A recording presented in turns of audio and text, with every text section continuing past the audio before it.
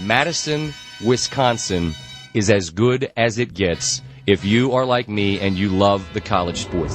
This is the Jump Around with Jim Rutledge and Pablo Iglesias, streaming live on the ESPN Madison YouTube channel. Dancing down the sidelines. Can they catch him? No! The Badgers answer instantly. There will be no undefeated champion on Wisconsin with an unbelievable stretch drive to the championship game. Gardner again! Inside the 5, touchdown! What a performance by Melvin Gordon! Chucky Hepburn, Big Ten on the line. Yes! It's over. The Wisconsin Badgers win 17-9. They are the first Big Ten team ever to win successive Rose Bowl games. That is the best college sports town in America. This is the best Badger sports show in America. The Jump Around, a Badger-dedicated show live That's right. on the ESPN Madison and the ESPN Milwaukee YouTube channels. I am Jim Rutledge. Pablo Iglesias is in the Everlight Solar Studio. I am in Milwaukee, and we will be joined by Ben Brust coming up a little bit later in the show. And all guests on the show are brought to you by Steinhafels. Boys, what the hell happened a week ago? There was an old Jay-Z song that featured Too Short. Said it was all good a week ago. Mm-hmm. A week ago, we're talking about the Badgers. Could they, Jesse Nelson was with me on Jim, Matt, and Molly saying maybe they're a 5 or a 6 seed. They might be able to get that high. I was hoping maybe for a 7. Joe Lunardi still has them at a 7. But after a sensational, remarkable victory, 92-71 over Michigan State, the Badgers just, do you call this laying? Let's start with this. Did they lay an egg? Did they just come back to earth? Did they just not show up? Is Ohio State that much better? Is it a bad matchup? Like, what one of those excuses are we going with to explain away what happened against the Buckeyes? I'm not making any excuse. I'm just going to come straight forward. I would rather have this happen now than down the road. Get it out of your system. It doesn't have to happen at all, though, Pablo. Well, and if it does, then why not have it happen now?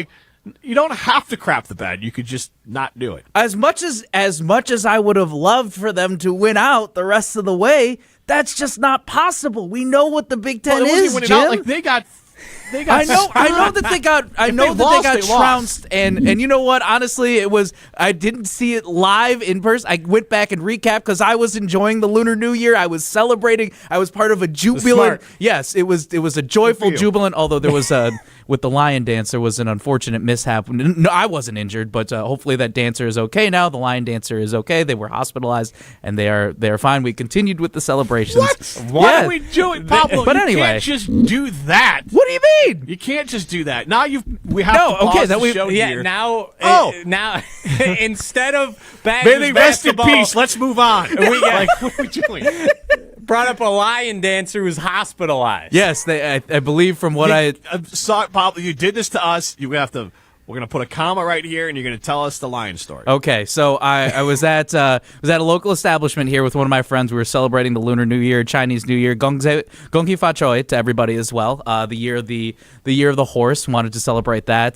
Just wanted to be a part of it. And the lion dance, which is very traditional for the Lunar New Year as well. The restaurant I was at, they had a lion dance. They were about to start the drums and everything, the gongs, all the cymbals were going off as we were starting the dance. I started a little late to make sure people were good to go. And then all of a sudden, my friend who was sitting at the window seat, I didn't get to see them outside. He's like, "Oh boy, somebody is down." And I said, "Oh no, that's not good." And he was giving me the full play-by-play. And it's it's kind of like a car crash. Like you don't want to look, but sometimes you want to peek over a little bit. Hey, what's going on? And then, unfortunately, it sounds like I think somebody just missed a step, like if they were on the street or if they were on the sidewalk, and somebody had a head injury.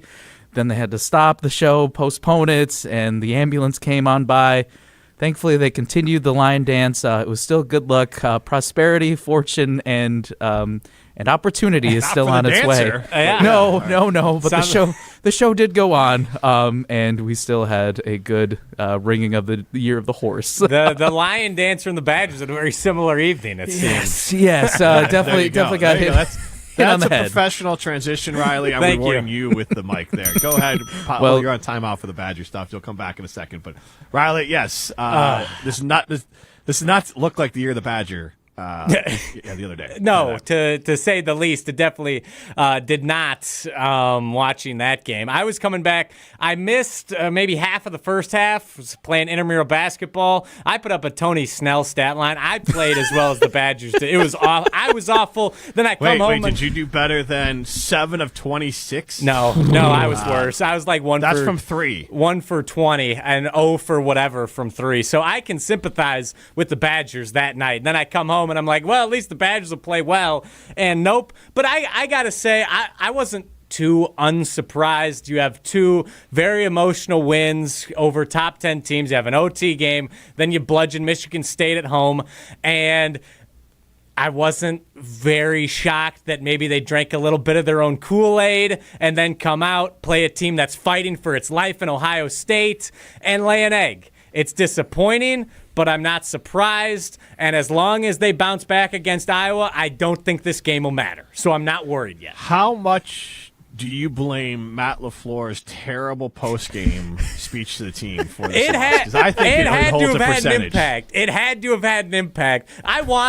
I like Matt LaFleur. I want to root for him so bad, but man, does he make it difficult. Like, what was that? It was so lame, and it clearly rubbed off on their performance. You guys play like that, you're going to be a dangerous team. The stutter was the worst part. Jim, you keep questioning and hosting like this. The jump around's going to keep on growing. We're going to be a force to be reckoned with, all right? And then it's like, does he? What octaves does he have, or what higher decibel level does he have? It's so frustrating. But no, you know what? I get where you guys are coming from. It's frustrating for me. Why I stand pat on this is, one, again, I think this team can beat anybody in the nation. Still, I'm gonna double down on that. And even though, again, you apparently fall flat, they can lose to anyone in the nation. But my side is that's what college basketball is as a whole. As much as we want to believe the people at the top, let's look at this. That Arizona is now on a 2-game losing streak. They lost their number 1 spot over the weekend. To look at that from the big picture, why does it seem like Wisconsin is can't be a part of that group, right? Why can't Wisconsin be a part of that group as well? Because, again, since we've seen the UMBC upset and since we've seen a couple number 1s go down in the tournament, college basketball now all of a sudden has a lot more parity. And if you see this and if you get knocked, granted, you get knocked on your ass heading into March, I would rather have that happening going into March rather than the JMU upset when it happened in March. That's where I'm at. Get this out of your system, learn, grow, because if anything, I'm very confident in this veteran leadership and where these guys are at. I get where you're coming from, and it didn't have to happen. It's one thing to lose a game. It's another thing to have over 9 turnovers from your starters, shoot 7 of 26 from 3, just get worked from the beginning. And the Badgers, I get Ohio State's playing for the tournament live, but the Badgers are too in this idea of, you want to know why the Badgers never made the Sweet 16? It's because they have these clunkers of games that then makes them an 8 seed. Mm-hmm. And then they're an 8 seed, and then they have an impossible road to the Sweet 16. The Badgers did have an opportunity in front of themselves to play themselves into a 5 seed, and heck, who knows, maybe a 4 seed. If they had played all the way through and won the Big Ten championship, Big Ten title through the Big Ten championship tournament. That's not going to, I mean, if they do that, they're still not getting a 4 seed now. But that could have been in play. You're right, Iowa is important. It's just more of it didn't have to happen. This is not an indictment of Gard or the players or anything, but it's okay to say, you know what, that sucked. Like, there was no reason for that game to happen. And the players know that. I guarantee Greg Gard and everyone's telling the team, that sucked. To your point, Pablo, put it in the rearview mirror, but I think it's also fair to say, and just call a crappy game a crappy game, that game was a crappy game. It was. Ohio State out-physicaled them. They were more aggressive. You mentioned the JMU game. That sounds like the JMU game. Mm-hmm. And I'm sorry, I'm never going to be okay with the team just showing up and getting outworked. It's one thing, you're missing shots. They're sloppy with the ball, and they got outworked the whole game. And that's the part that just upsets me, because we are late in the season. I'm fine with a clunker, you just can't shoot. But this was more than just you can't shoot.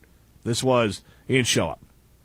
That's fair, but I'm wondering because right now we've talked about this for Greg Gard for the Wisconsin Badgers. The regular season doesn't really matter. You make the tournament, now you got to get past the Sweet 16. You got to have some tournament success. Does this game against Ohio State, does it worry you about their potential tournament aspirations? I would rather see how they respond against Iowa on Sunday because that's a team that's also I don't believe they're above. They should be. They just knocked off Nebraska. Yeah, they had a great exactly. win. And so they're good. That's the flip flop of it too. If one team can knock off Wisconsin and Iowa, yes, they are trending in the direction where if you want to look at it in terms of are they on upset alert too? No, I think again this is where you regroup, you gather. Jim, we've talked about this. We're big Apple TV show fans. Ted Lasso, be a goldfish. Just be the goldfish here. I am more not worried, but more curious. That's the word I want to use for the Iowa game. How are the I'm Badgers? being judgmental as hell to borrow from Well, I am okay. judgmental of that performance because no, I get what you're saying. Yes, Pablo. no, that's I just mean where that I'm it's at. just a perfect opportunity yeah. to go with judgmental. It's so late in the year. You're right. This doesn't seal their fate, just like beating Michigan State didn't seal their fate. It's just a reminder that this Badger team is very much rides the roller coaster, and it's frustrating to see that they're still riding the roller coaster. Again, if they had lost like they lost to Indiana, or even without the controversy, let's just say they lose a tight game. Okay, lost the game. Getting just slacked is that's the part that bothers me, and it's February. The tournament's around the corner. Does this mean the Badgers are cooked? Absolutely not. But to me, it just is a reminder that the Badgers might be just as likely to show up and kick the snot out of Michigan State as they are to get the snot kicked out of them by Ohio State. Yeah. So it's a hard read. It's hard to read this team. Mm-hmm. I still think, though, that given who they have with their leadership on the court, Nick Boyd, John Blackwell, Nolan Winter played very well. Loved what I saw from Braden Carrington against Ohio State. I think he's going to be a fun guy to watch in March. Ultimately, I think this Badgers team is a lot more like the one we saw against Michigan State, and that's the one I think will show up come postseason time than the one we saw against Ohio State. That's still where I'm at, and I still think, at their best, nobody in the country can beat them when they're on their game. I'm right there with you. I agree with. I hope you're right, but obviously they can lose to anyone when they're not on their game, and that's also true. The part I don't really want to see. That's the part I was not dying to see at this point in the season. Let's take a little step a different direction here, but let's talk a little bit about a legendary Badger. So all three of us had the opportunity on Monday to go watch Road at Night.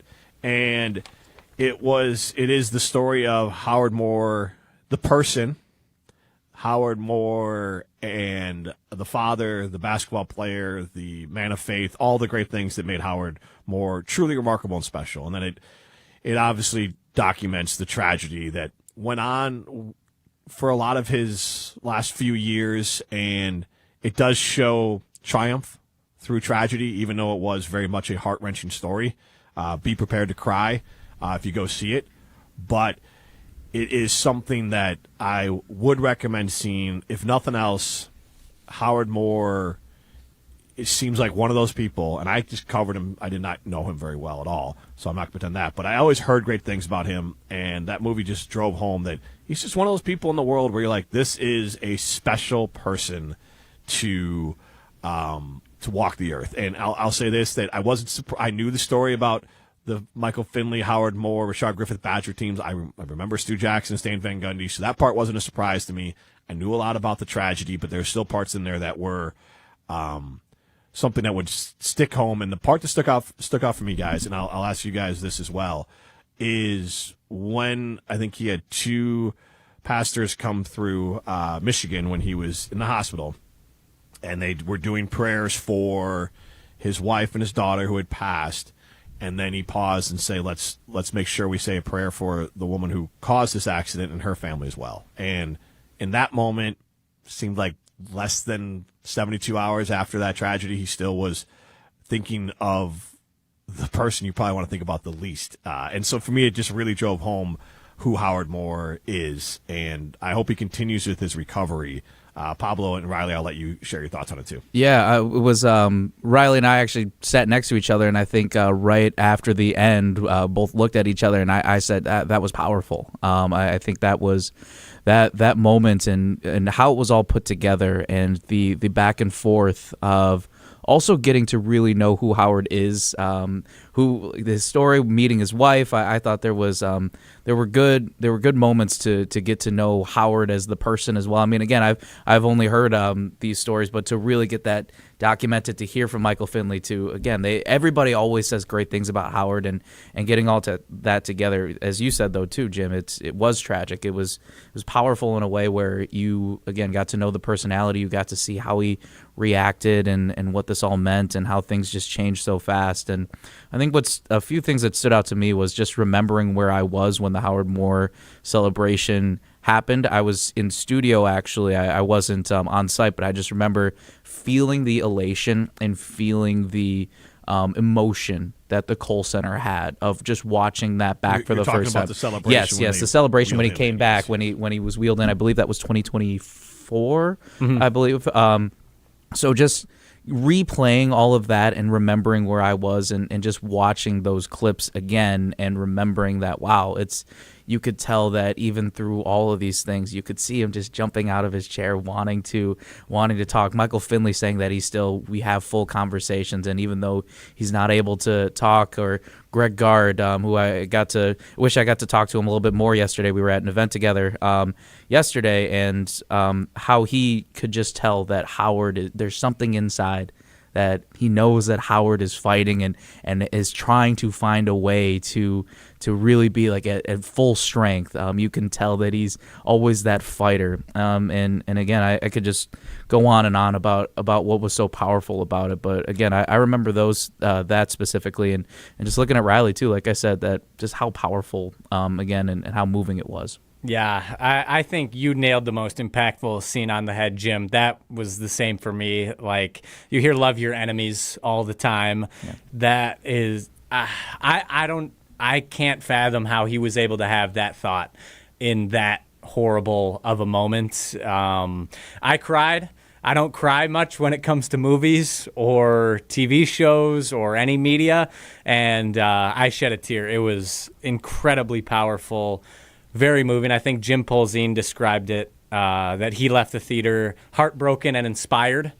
And I think that is certainly how I left as well. And it gave me a newfound appreciation. I was also in the Kohl Center for that night when he was honored and made his return. And at the time, I knew he had been in an accident. I didn't really know much else about his story.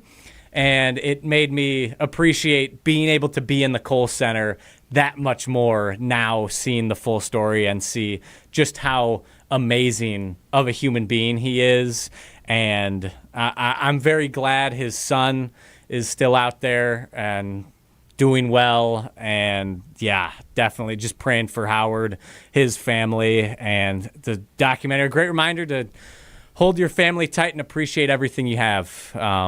But yeah, it was amazing. I will say one thing too. What it also reminds, and it's what Greg Gard had said when he was on Wilde and Tausch a couple weeks ago to help push out. And also, it's great to see that this is an extended run. I believe it's now through February 26th over at the West Point, the Milwaukee area as well. Oh, it's in the Milwaukee area. Yeah, awesome. Through the 26th. Yeah, it's now moving to the Brookfield. Area, yep. Yes, so awesome to see that. One, it's getting an extended run, and two, it's going even further. And Greg Gard hit it on the head when he was again talking to Wilde and Tausch about this, is that it is a stark reminder of the tragedy that they went through, but it's also a reminder that that this is still something that they go through. This is something that he and his family are still.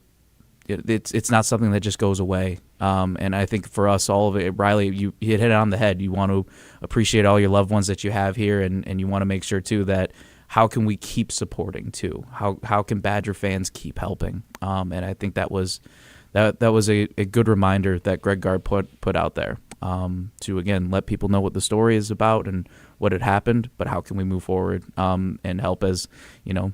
Being a Badger fan and being a part of the Badger community is much more than just cheering for the team. It's about supporting people off the court as well. There's no way to really smoothly transition from that. So we're going to go to our clip of the week and hear from Greg Gard. Around these parts, there's only time for the best of the Badgers. We don't know exactly where we are right now. Why don't you own the Wisconsin football team? We need to play better significantly. They're spoiled rotten. This is the clip of the week on the Jump Around.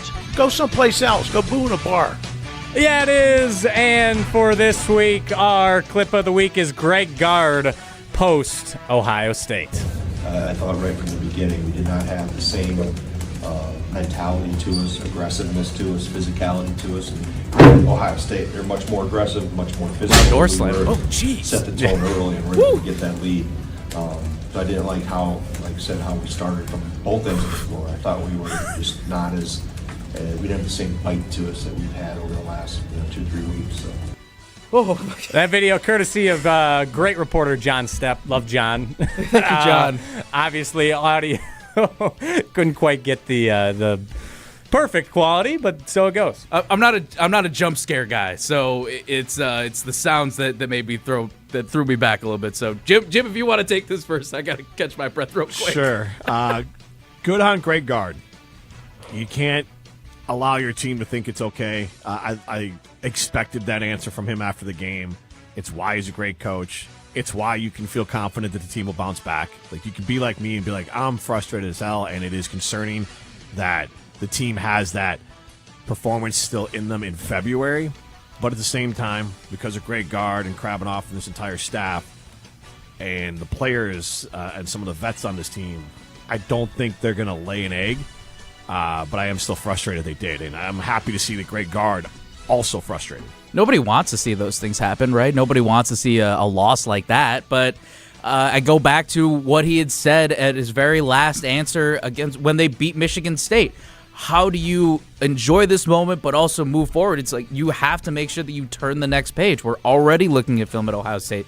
Granted, probably they could have looked at more film, but it's still it's making sure that you turn, you hold yourself accountable, you celebrate the wins, you process the losses, and you move forward. It doesn't matter how it happens or the wins or the losses. The process doesn't change. So I'm in the same boat too. It's not a great opportunity. It's not a great moment, but you know what? You got to move forward.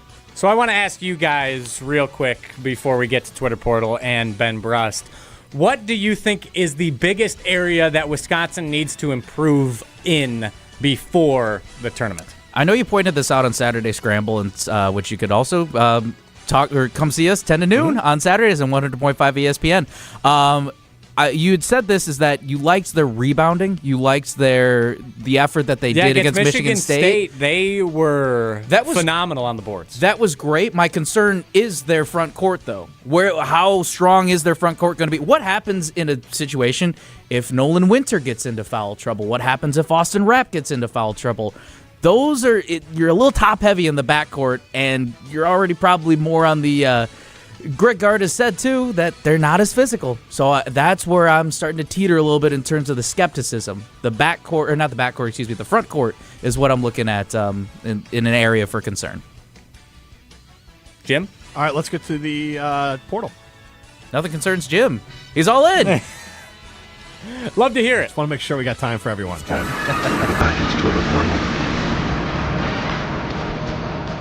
Yeah, it's time for the Badgers Twitter Portal now. Let's start with Pablo. You have on a Wisconsin Badgers hockey jersey. ISO shot. Let's see. Yeah. Oh, there we go. Yeah. There it is. The big old motion W. Today is the gold medal match as we speak going on between the United States and Canada. And there are 11 former and current Badgers competing for gold between the United States and Canada. Ken Hall suggests that the next Olympics should just pit the world against Badgers and alum. Mark Johnson's done an amazing job recruiting and developing talent. What do you got to say about the job Mark Johnson has done with Wisconsin women's hockey? I mean, what hasn't been said? I mean, he is whoever you think the John Wooden or whatever of basketball or, with Nick Saban of football. Mark Johnson's that for women's hockey. Mark Johnson is a legendary coach for women's hockey. He should be held up in the same regards to all those other legendary coaches. He, on top of all that, is a legendary hockey player. Miracle, obviously, being the movie that was made about his team and the Miracle on Ice team of 1980s. He was the star of that team, nicknamed Magic. So Mark Johnson is honestly one of the most influential people in the history of hockey. And it's great to see the support around this team. I'm in Milwaukee, and the WTMJ ESPN Milwaukee studios are here, and everyone is gathered around a giant TV watching the game over lunch. So the people are behind it. People are excited, rightfully so, and a lot of proud Badger alums and just Badger fans out there. GOAT. That's all it is. You stole the words right there. What I love the most is his composure each and every year. He's never changed. He's always kept it the same, and the players appreciate it. He's adaptive too, but it's just about how he carries himself, man. It's about how he encourages the players to enjoy the to just enjoy it, man. Just to keep riding, just to embrace the process. And again, it's just how he goes about it that I just love. I would love though Badgers versus the world. That'd be sick. Yeah, would not complain. Mark Johnson, the best out there. Currently nothing at the end of the first period, if you're wondering about the score. And now moving on to Ant Wright, one of the bigger Badgers fan accounts that isn't specifically talking about the Badgers. He's responding to Seth Davis, saying that Michigan's win over Purdue sets up an excellent matchup with Duke this Saturday. Then you have Arizona and Houston, top 10 matchup, tipping off tomorrow as well, or in 2 days, I should say. And now Ant Wright saying, watch the Final Four be St. Louis, Vandy, Clemson, and Wisconsin. That begs the question for me, if the Badgers aren't in the Final Four, do you guys really care who makes it at all? Like, do you hate watch teams? Are you rooting for teams? Like, do you care who makes the Final Four if it's not Wisconsin? No, I mean, that's why I was the way that I was with the Super Bowl. I was like, Bears aren't in it. I'll kind of enjoy it, but like if my teams aren't truly in it, I want my bracket to do well. It goes Badgers first. If the Owls are in it, which I don't think they'll be this year, obviously I want the Owls to do well right there with the Badgers. And then my bracket. And with all due respect to Ant, I worry that the days of even a Wisconsin getting to the Final Four could be done. That last year was pretty chalk. With the NIL, I think that teams like Wisconsin, you see it in football but in basketball, could end up being kind of stuck in this weird middle. That you could get a random team like FAU come out of nowhere and surprise people, and you still, with the right mix of players, because of their conference, and they get the right seeding and everything pops off, they get to the Final Four. But that was still early stages NIL. And now I just think the Blue Bloods and the teams with the most amount of money are the teams that can get the best players, and the Cinderellas are going to die in the Elite Eight and not really make the Final Four anymore. I just want to challenge this real quick. Matt LePay, who was on Wildy and Tosh last week too, he clear-cut and said they operate like the Brewers, but based off of how they evaluate talent, that Wisconsin men's basketball is very good at evaluating talent, and that is why they've been so consistently, I guess, successful or relevant in a way too, where they've always been able to put out a consistent... My point? But they put out a consistent product. They've been successful. Right. Consistently not making the Final Four. They haven't made the Sweet Brewers 16. Consistently don't. The Brewers don't make the World Series, which I think is the equivalent of a Final Four. And I think you're right. LePay is right. Like, the Badgers can crank it out and be a Sweet 16, maybe once in a while, Elite 8 team. And I worry that in general could be their ceiling, because I think the NIL is going to create a world where teams could just have NBA talent upon NBA talent. That's fair. I'm very curious to see how this year shakes out, because last year was incredibly chalky. If this year is really chalky, because the 1 seeds have been a little volatile. Like, Wisconsin has beaten the overall number 1 seed in Michigan. So does that speak to the strength of the 1 seeds this year? But if they all end up in the Final Four again, then we're having some different conversations. I still think Wisconsin can make it. We shall see. Quickly now, before we get to Ben Brust, from our guy Scary Alvarez, ranking his the worst Wisconsin losses, according to him, by how mad he was after each of them, starting with Indiana, USC, to Nebraska, Purdue, and at 5, Ohio State. Which loss for Wisconsin basketball made you the most mad this year? Well, it's got to be Indiana. For me, it's only Indiana and Ohio State. The other ones I was not so much mad about. Those are just like, all right, I don't love it. I don't love how that went, or I hate losing this team. But Ohio State in February just getting worked is terrible. And then the Indiana game, I was mad, but not at the Badgers. Purdue, you're better than that. You could have played Purdue a lot better than the way that you played them here at the Kohl Center. Well, they get a chance to end the season against Purdue. For me, Indiana, that was ridiculous. I hated it. That was absurd, patently absurd. And that's it for the Twitter portal. All righty. Well, we're going to get to Ben Brust here in a minute, but I do want to tell everyone about Steinhafels. It's your final chance to save big at Steinhafels doing their President's Day extended sale. Right now, take at least 10% off store-wide on dining sets, bedroom furniture, living room, and more. But hurry, this really is the end. And here, wait, what? And here's something fun. Stop in and test rest a Beauty Rest Black mattress, and you'll be entered for a chance to win a dream vacation to Hawaii. Big savings, one last shot, and a trip to paradise on the line. Only at Steinhafels. Don't miss it. Shop in store or online at steinhafels.com. All right, we'll get to Ben Brust on the other side. Welcome back. Let's go right to the Weather Center with Abe. I see nothing but savings for the entire week, and I mean big savings for everyone. 10% off sofas, 10% off dining, bedroom, and so much more. George, it's going to be a glorious week of savings. But don't wait. These savings won't be here long. We have a cold front coming in next week. Sounds like a great week to get out and enjoy Steinhafels President's Day sale.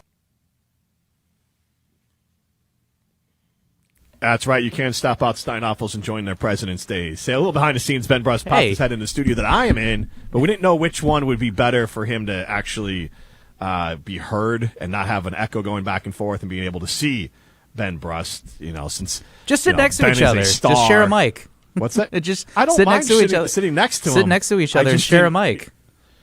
There we go, Bruce Springsteen style. So Pablo Iglesias, Jim Rutledge, this is the Jump Around. We're bringing in Ben Brust. And Ben, I don't want to say I want to get this out of the way, but I want to start with the Howard Moore movie, I Wrote at Night, because I want to talk Badger basketball. I don't want this hanging over our head.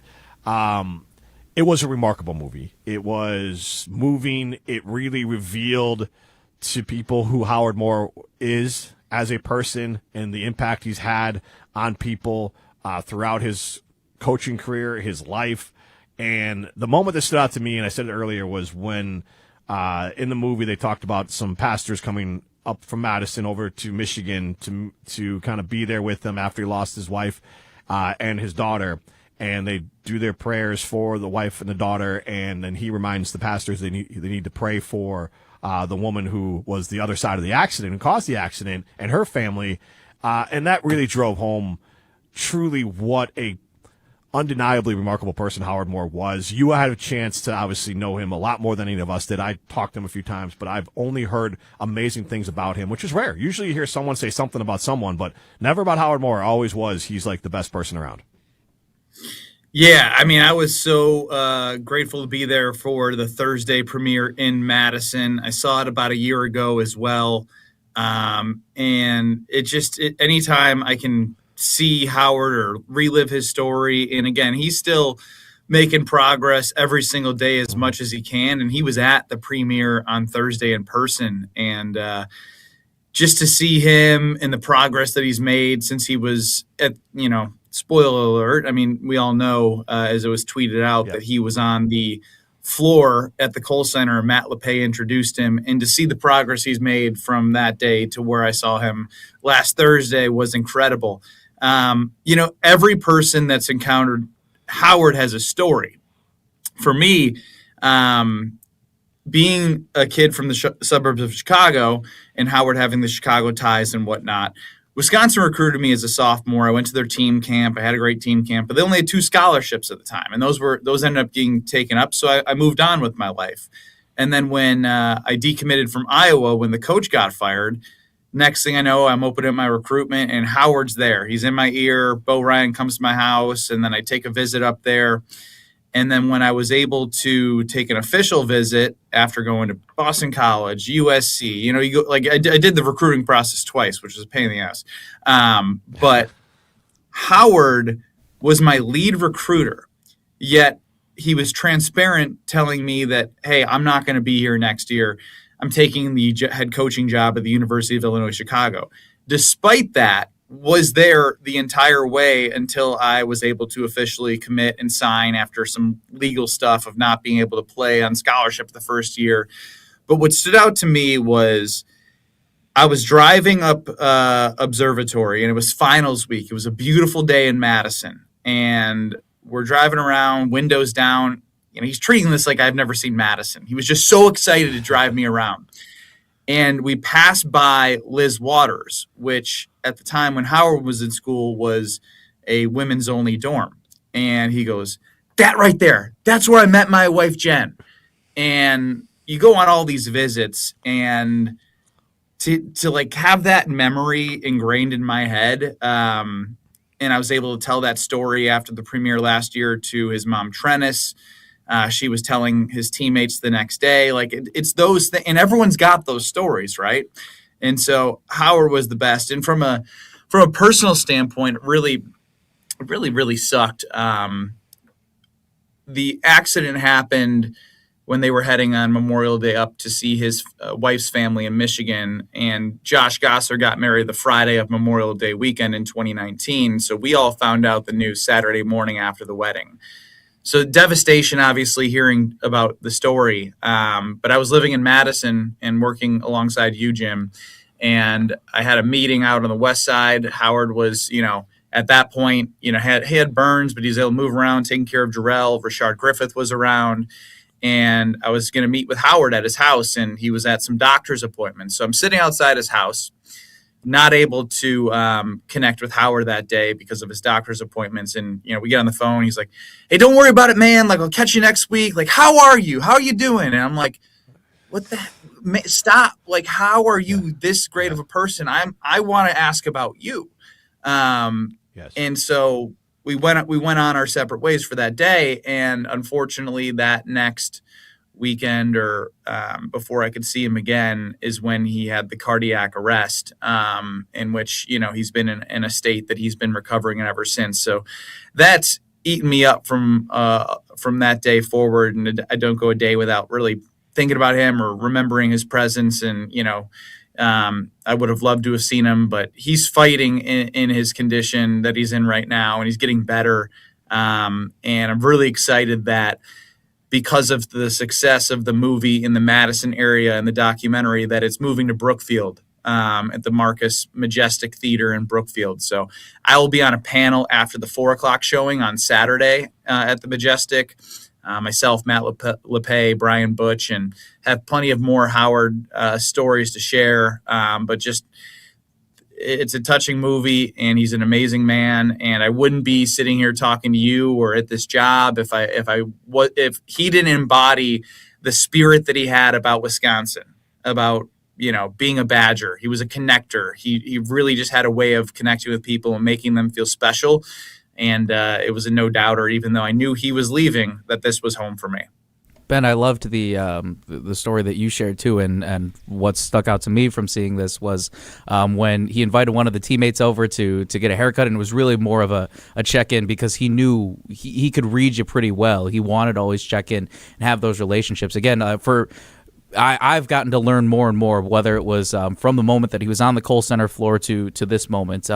Just seeing this all play out, though, from the response to the documentary to just getting more awareness out there, what do you think has been the most powerful thing for you as the documentary continues this run? I mean, the most powerful thing is just seeing him get better. In the documentary, you learn how many people in his state after the cardiac arrest don't get out of the state he was in. And he's just such a fighter that he wasn't going to quit. And against all odds, he's still here, and he's getting better. And there's things happening behind the scenes to give him the best care possible, and a home that is accessible for his parents and him to get around, and some wonderful stories of former teammates and Stan Van Gundy and what he did with his generosity. Obviously I can't share, just know that I have never heard of something so gracious in my entire life of what Stan Van Gundy was able to do when he found out about the long-term care that was needed for Howard Moore.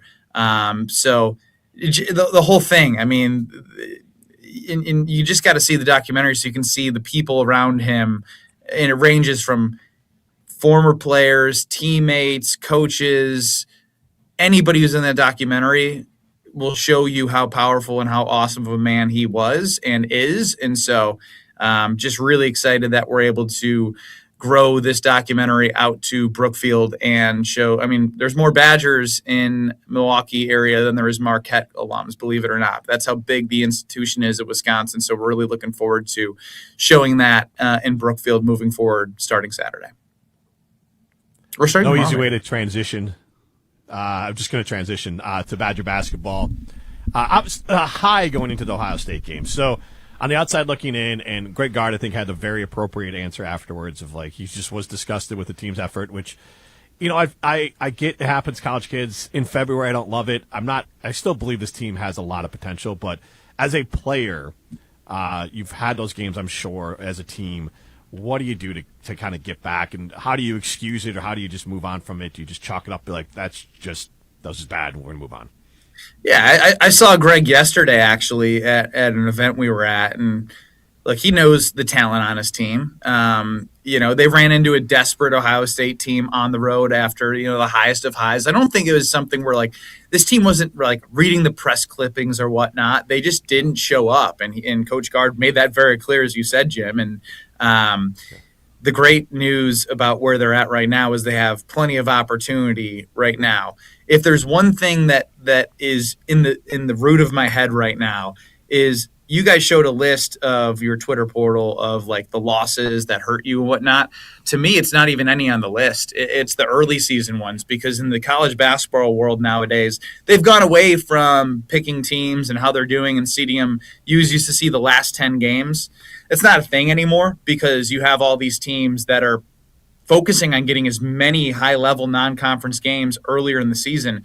And in Thanksgiving, getting blown out in that championship game, coming to Fiserv Forum and losing to Villanova, which is the tournament team. They're not bad losses, but when you add up the other 5 that were on the list that you guys showed, it puts them in a spot where we know how talented they are. We know they can beat anybody. They obviously beat Michigan on the road, beat Illinois on the road, and smacked Michigan State. In Ohio State, bad game, you flush it, you move on. But overall, the way I look at it is they had found themselves on that 7 line, right? And this next 3 weeks is going to be super critical for them to stack wins, because you don't want to see a team like them. Now, can they? Absolutely, right? If they're an 8-9 seed and they win their first game and they're matched up with not Michigan, because they probably wouldn't put them there from a Big Ten standpoint, but it's Arizona, it's UConn, it's Duke. Like, would you rather face that type of team? You know, it's pretty top heavy in terms of the top 5-6 teams in the NCAA.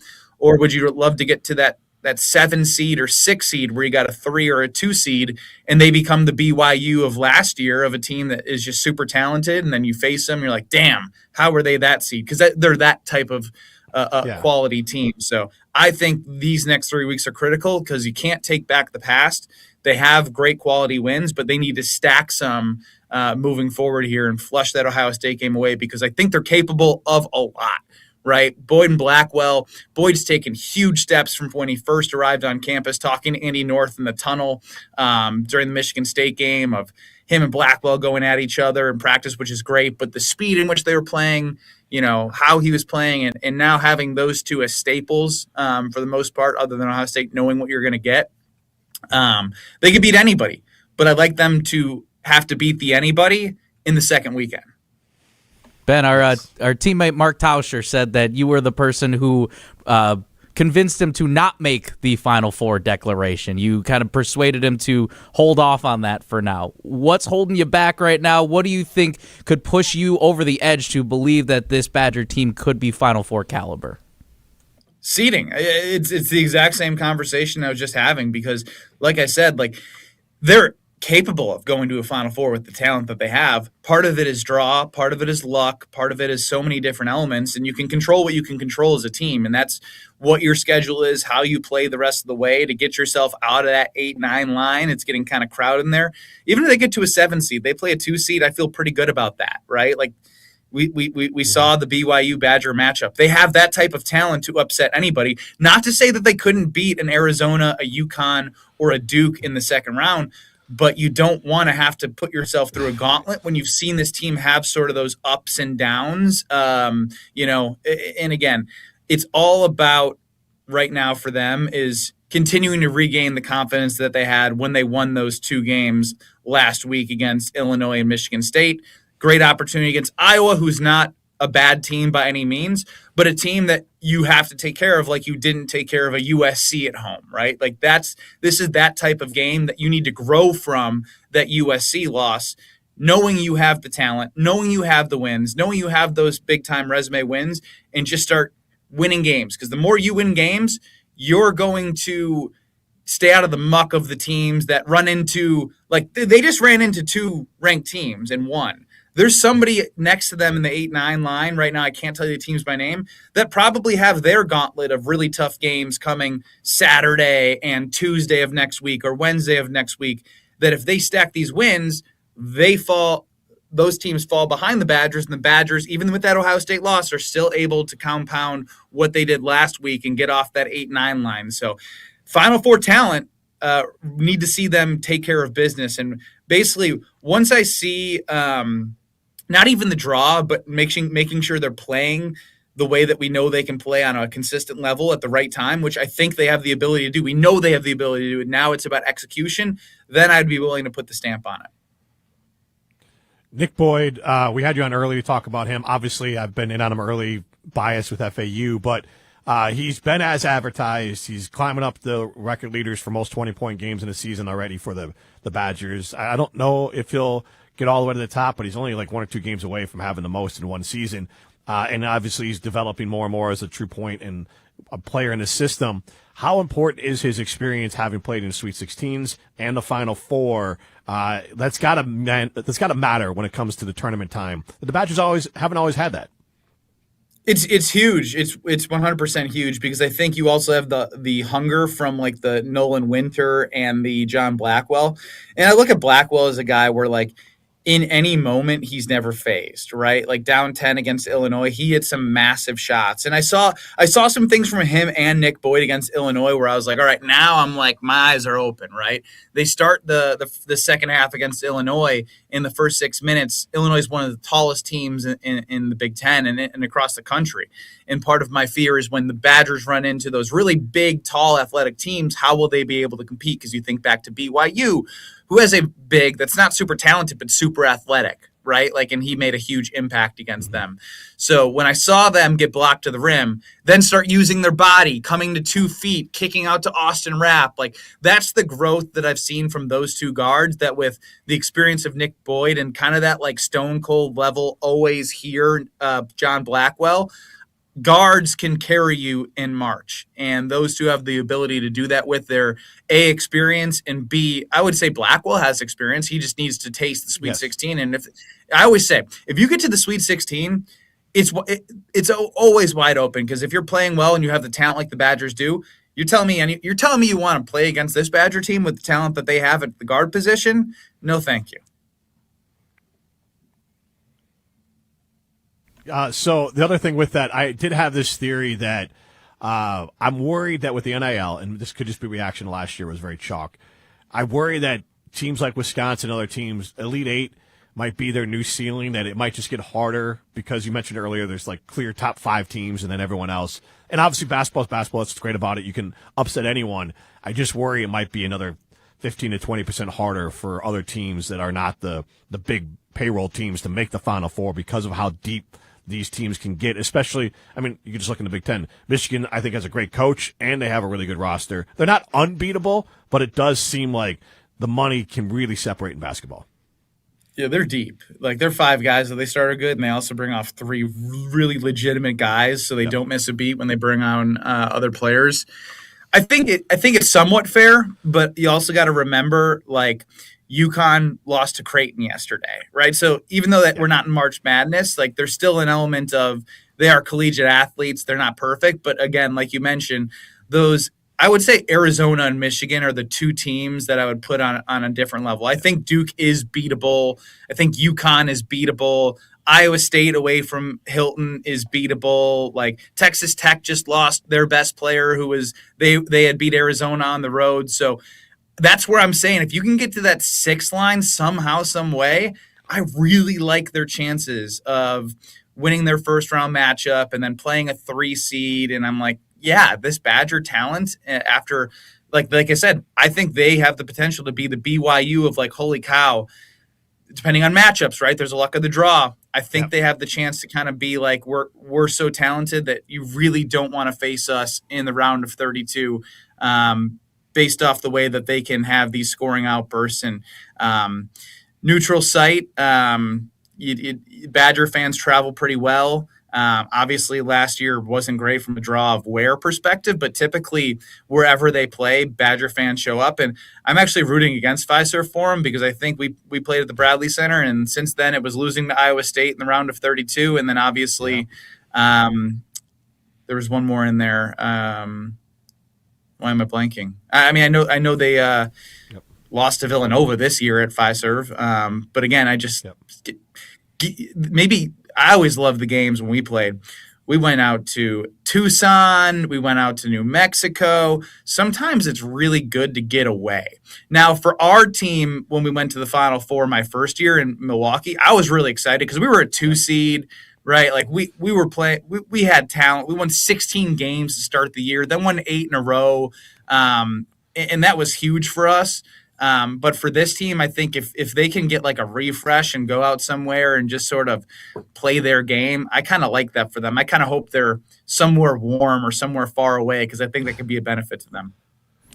Ben, I'm not going to lie. Last thing I have for you. Oh, sorry. Let me ask Pablo. Last thing I got for you, Ben, is you talked about you like what they did against Illinois with the taller players, and they've been burned in the past with some of the bigger teams. What is the matchup or type of team that does worry you for a bad matchup for the Badgers in a tournament?